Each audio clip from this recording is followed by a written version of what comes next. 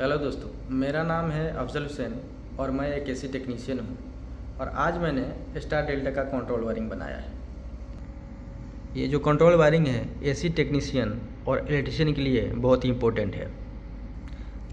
Star delta जो wiring होता है वो दो तरह के होते हैं, एक पावर वायरिंग होता है और दूसरा एक कंट्रोल वायरिंग होता है। ये जो मैंने बनाया है ये कंट्रोल वायरिंग है। इस स्टार डेल्टा का वायरिंग हम AHU, FHU, चिल्लर, एग्जॉस्ट फैन इन सब में करते हैं। ये वायरिंग उन मोटरों में होता है जो 5 HP से ज़्यादा के होते हैं। यानी कि जो 5 HP से ज़्यादा के मोटर होते हैं वो स्टार्टिंग के टाइम एम्पियर ज़्यादा लेते हैं। उस शुरू के जो ज़्यादा एम्पियर होते हैं उनको रोकने के लिए ही हम स्टार डेल्टा का वायरिंग करते हैं। यानी कि ये स्टार डेल्टा जो वायरिंग होता है, जब हम मोटर को स्टार्ट करते हैं तो पहले ये स्टार में स्टार्ट होते हैं, उसके बाद ही डेल्टा में स्टार्ट होते हैं। तो इस तरह से ये स्टार्टिंग में थोड़ा कम एम्पियर लेते हैं, उसके बाद जब डेल्टा में जाता है, जब रनिंग थोड़ा होने के बाद डेल्टा में जब जाता है तो फुल एम्पियर लेते हैं। तो इस तरह से हम ये वायरिंग करते हैं। तो इस वायरिंग में एक मैं MCB लिया हूँ, एक ओवरलोड है, स्टॉप बटन है, स्टार्ट बटन है, स्टार डेल्टा टाइमर है, main contactor, delta contactor, star contactor. MCB जब हम ऑन करते हैं तो ये हमारा पावर सप्लाई पूरा कंट्रोल में जाता है। यानी कि ये पूरा कंट्रोल में जाता है और ये जो न्यूट्रल है, ये न्यूट्रल यहाँ से सीधा डायरेक्ट कॉन्टेक्टर सब कॉन्टेक्टर को मिल जाता है। यानी कि मेन कॉन्टेक्टर को भी न्यूट्रल मिल जाता है, यहाँ से डेल्टा को भी मिलता है, स्टार को भी मिलता है और यहाँ से टाइमर को भी मिलता है। आइए देखते हैं कि ये पावर सप्लाई कहाँ कहाँ जाता है और ये कैसे काम करता है। तो MCB ऑन होने के बाद ये पावर सप्लाई हमारा ओवरलोड में आता है। ओवरलोड में आने के बाद ये पावर सप्लाई यहाँ पास होता है, यानी कि स्टॉप बटन में पास होता है। ये जो स्टॉप बटन होता है ये NC होता है, यानी कि पावर सप्लाई यहाँ से ये हमेशा पास करता रहता है, यहाँ तक पास हमेशा करता है। उसके बाद ये स्टार्ट बटन होता है, ये वाला, ये NO बटन होता है, यानी कि जब इसको हम पुश करेंगे तो ही पावर सप्लाई पास होगा, नहीं तो ये पावर सप्लाई यहाँ से पास नहीं होगा। और यहाँ से एक हम पावर सप्लाई लेते हैं और लेने के बाद ये जो मेन कॉन्टेक्टर है इसमें एक NO पॉइंट होता है, उस NO पॉइंट में दे देते हैं। ये दोनों NO पॉइंट है उसमें हम दे देते हैं। जब ये कॉन्टेक्टर चालू होता है, जब मेन कॉन्टेक्टर चालू होता है तो ये जो पावर सप्लाई यहाँ हमेशा रहता है। आपने देखा कि ये जो पावर सप्लाई यहाँ तक रहता है और यहाँ से पावर सप्लाई यहाँ आता है, यहाँ हमेशा पावर सप्लाई होता है। जैसे ये मेन कॉन्टेक्टर चालू होते हैं, चालू होने के बाद ये पावर सप्लाई यहाँ पास होता है और पास होने के बाद A1 को पावर सप्लाई मिलता है। यानी कि मेन कॉन्टेक्टर का जो कॉइल है A1, A2, इसको पावर सप्लाई जैसे मिलता है ये मेन कॉन्टेक्टर चालू हो जाते हैं। चालू होने के बाद जो पावर सप्लाई यहाँ है ये यहाँ पास होता है। ये पास होने के बाद ये टाइमर को भी चालू कर देते हैं यहाँ से। तो आइए देखते हैं, जैसे हम पावर सप्लाई स्टॉप बटन तक आया हुआ है, आने के बाद ये स्टार्ट बटन के पास है। जैसे हम स्टार्ट बटन इसको दबाते हैं, दबाने के बाद ये जो पॉइंट है आपस में टच होते हैं। टच होने के बाद ये पावर सप्लाई यहाँ आता है, यहाँ से सीधा यहाँ आता है A1 के कॉइल में। A1 के कॉइल में जैसे पावर सप्लाई मिलता है तो ये कॉन्टेक्टर पुश होता है। पुश होने के बाद जैसे पुश होगा तो ये जो पॉइंट है आपस में टच हो जाते हैं। यहाँ तो पावर सप्लाई पहले से ही रहता है, जैसे ये टच होता है ये पावर सप्लाई यहाँ आ जाता है। यहाँ आने के बाद ये कॉन्टेक्टर को चालू कर देता है। इसको तो हम ऐसे पुश करके छोड़ देते हैं तो फिर पीछे चला जाता है। ये पावर सप्लाई हमेशा पास नहीं होता है, लेकिन जैसे हम पुश करते हैं तो ये कॉन्टेक्टर पकड़ लेता है और कॉन्टेक्टर पकड़ने की वजह से ये पावर सप्लाई जो यहाँ है ये यहाँ से यहाँ पकड़ लेता है। तो पावर सप्लाई हमारा यहाँ से नहीं आता है पुश करने के बाद, ये पावर सप्लाई यहाँ से हमेशा आता रहता है। यहाँ से आएगा, यहाँ से इस कॉन्टेक्टर को पकड़ा रहता है, यहाँ से टाइमर को पकड़ा रहता है। ठीक है, उसके बाद तो एक बार चालू होता है तो ये मेन कॉन्टेक्टर और स्टार कॉन्टेक्टर चालू हो जाते हैं। ठीक टाइमर में हम जितना टाइम सेट करके रखते हैं, यानी कि 5 सेकंड या 10 सेकंड, उसके उतना टाइम के बाद ये स्टार बंद हो जाता है और डेल्टा चालू हो जाता है।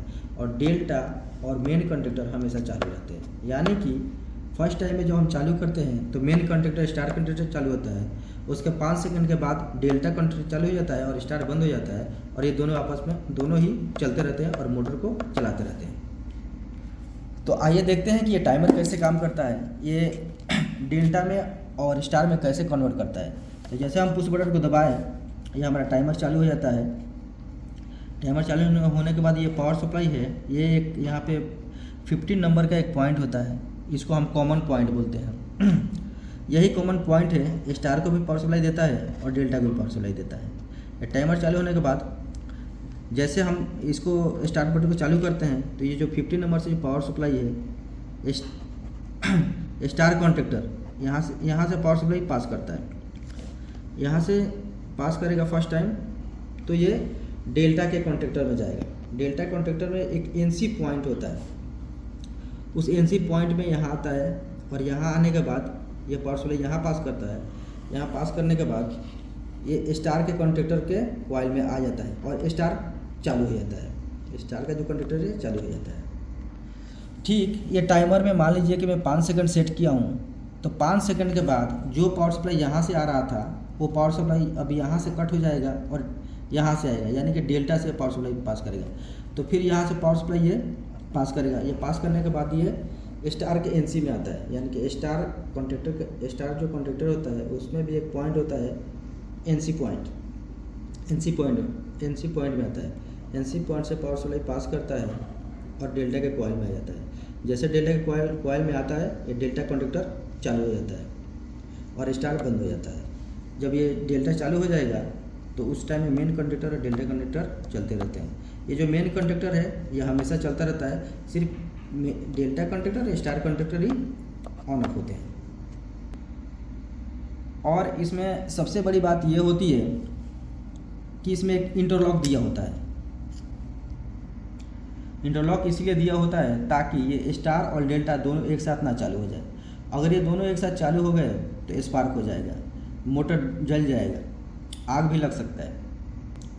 इसलिए इसमें ये इंटरलॉक दिया हुआ है, क्योंकि जब हमारा स्टार कॉन्ट्रैक्टर को चालू होना हो तो वो डेल्टा कॉन्ट्रैक्टर से ही जाएगा, और जब डेल्टा कॉन्ट्रैक्टर को चालू होना है तो स्टार कॉन्ट्रैक्टर से ही जाएगा। यानी कि जब स्टार कॉन्ट्रैक्टर हमारा चालू होगा तो उस टाइम में हमारा डेल्टा कॉन्ट्रैक्टर को बंद रहना चाहिए।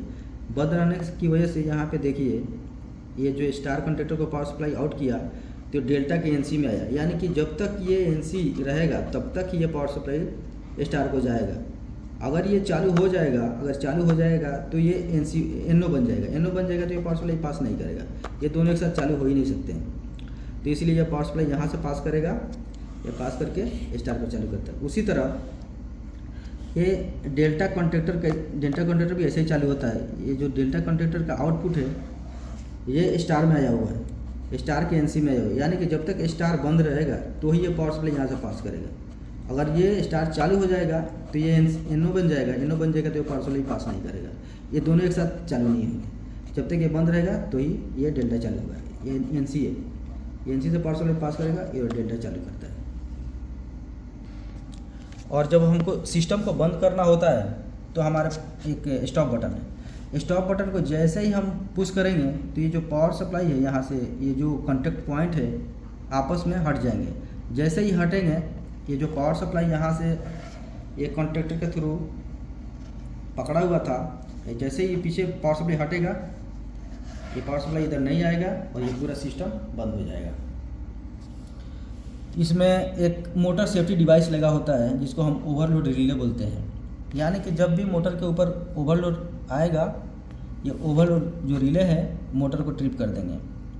यानी कि एग्जांपल, अगर हमारा मोटर का फुल लोड एम्पियर 15 है और ये मोटर हमारा 20 एम्पियर ले रहा है, उस टाइम ये ओवरलोड रिले ट्रिप कर देंगे और मोटर बंद हो जाएगा।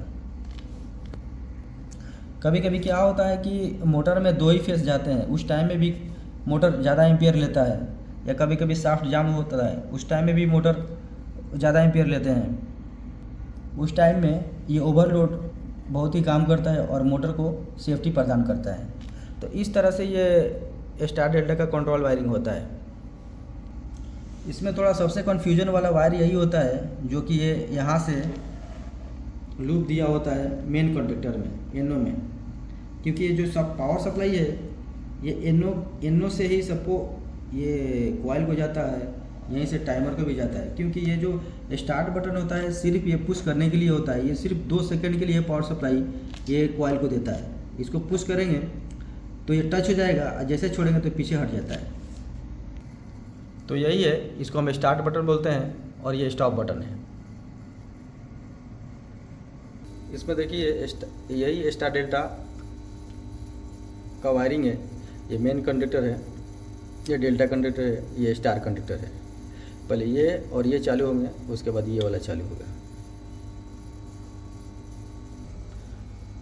और इसका जो ओवरलोड रिले है यही है, इसको हम ओवरलोड रिले बोलते हैं। जो ओवरलोड मैं बताया था कि ये मोटर में ओवरलोड आएगा तो ये बंद करता है, तो यही ओवरलोड रिले है।